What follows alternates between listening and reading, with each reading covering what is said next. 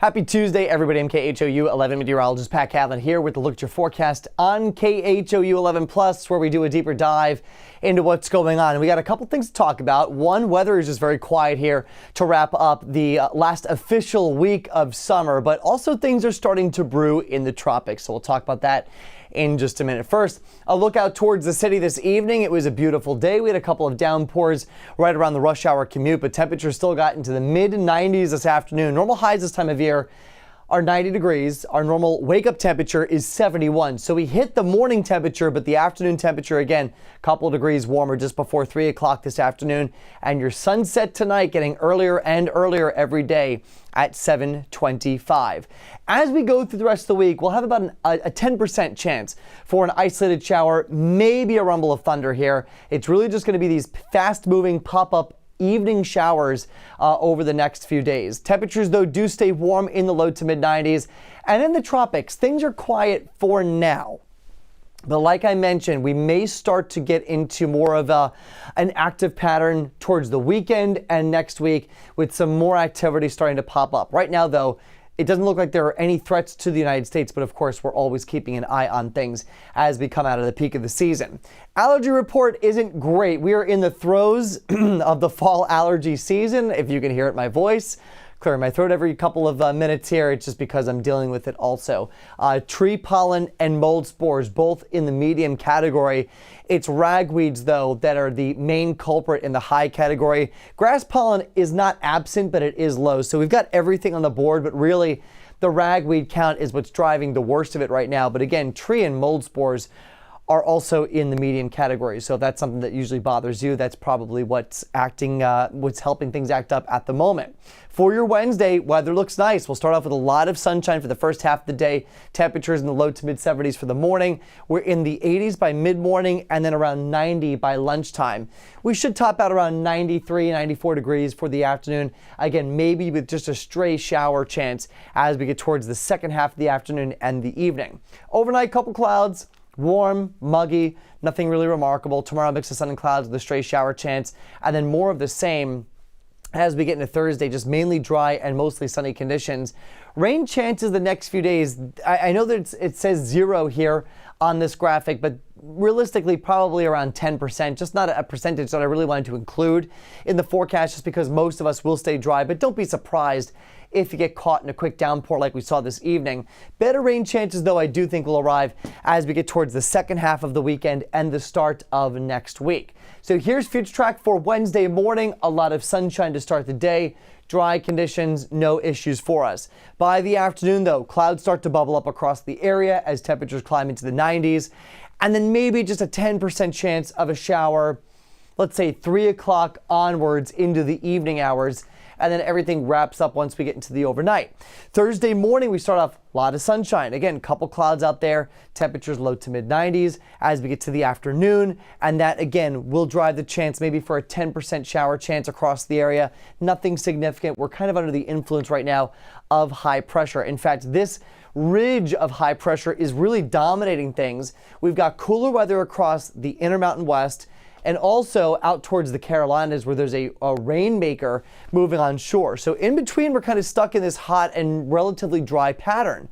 I think we may have a shot of changing things, though, as we get into the weekend and next week. This is just one computer simulation, but watch how the heat starts to kind of retreat and build back across the desert Southwest into the Intermountain West, with a little bit of a dip in the jet stream over our areas. So where you see that big ridge with the heat, that's where the worst of the warmth will be getting into the middle of next week. And I don't think we're going to see a big cool down here, but we may see an opportunity for temperatures to drop into the upper 80s and low 90s instead of the mid 90s where they've been here over the last few days. So this is what the pattern may look like as we get into the beginning and the middle part of next week. In the tropics, like I mentioned, things are starting to become a little more active. For the first time in weeks, we've got not one but two spots now on the board. One is the area that we've been watching here for the last few days, now at a 90% chance of development really within the next 24 to 48 hours. The next spot behind it is a weak wave that just moved off the west coast of Africa. It's over open waters right now, but it's not expected to try to develop, or at least get into an area that could be conducive to some organization until it gets into that yellow blob. So let's talk about our wave that's in the front first, the one with high odds for development.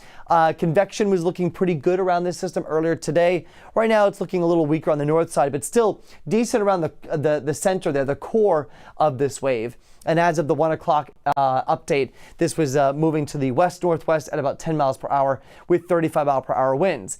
Eventually, when this develops, if that happens, it will move towards the north and west. So this is expected to pass well north of the Antilles here, of the Caribbean, as we get towards the end of the week and the weekend. And notice, every one of these lines here represents a different computer model, and they are all in agreement of that happening. Here's a different view now. So we take both waves, and we're going to simulate what could happen using this computer model. Watch this one here. The one in front actually tries to develop here towards the end of the week. Notice it becomes consolidated, but it is on the weaker side. The one behind it, trailing across in its wake, really struggles to gain any strength, although it does look like it may try to consolidate here, that little red dot there kind of indicating some better organization potentially by Friday. We keep going. The first wave eventually curves out to sea, so that's not going to be an issue for the U.S. Our second wave manages to drift into the Caribbean, but again, really struggles to strengthen into anything significant. And then look at this. By the middle of next week, we may be tracking a third wave moving in on the heels of that second feature. So again, 3 spots that we might be watching on the board by the beginning and the middle of next week. Right now, none of them pose a threat to the U.S., but we will have to keep an eye on anything that tries to sneak into the Caribbean for the obvious reasons that, of course, it could then move into the Gulf. So again, no threats right now, but that's just what we're watching at the moment. As we take our first wave, though, notice both models, the European in black and the American model in red, both pull the system to the north, and they both deepen it pretty fast. By the time we get through the weekend and into the start of next week, we could be looking at a pretty strong storm if something forms from this system out here in the middle of the Atlantic. The good news, it'll be in the middle of the Atlantic and should not be an issue for anyone up and down the eastern seaboard. If you're doing any traveling for Wednesday, weather looks kind of crummy in the northeast. A lot of clouds, cool temperatures, low 70s from New York up towards Maine, and then shower chances with temperatures in the 60s from Philly down through Virginia. Much nicer across the interior of the Northeast and the Great Lakes with temperatures in the upper 70s to low 80s.